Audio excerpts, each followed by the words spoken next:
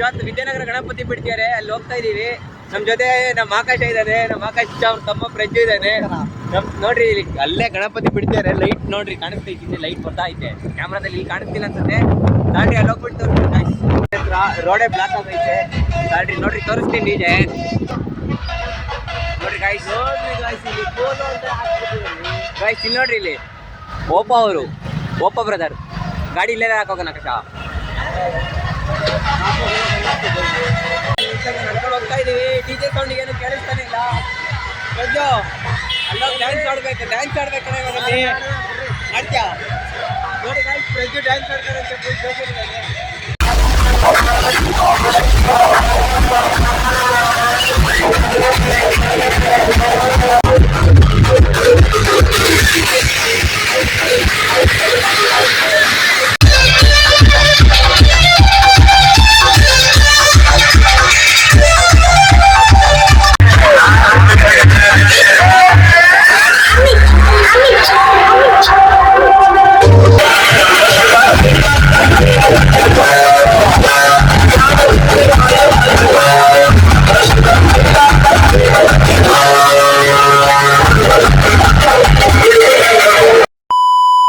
DJ ಎಲ್ಲ ಮುಗಿಸ್ಕೊಂಡು ಮತ್ತೆ ಮನೆ ವಾಪಸ್ ಹೋಗ್ತಾ ಇದೀವಿ.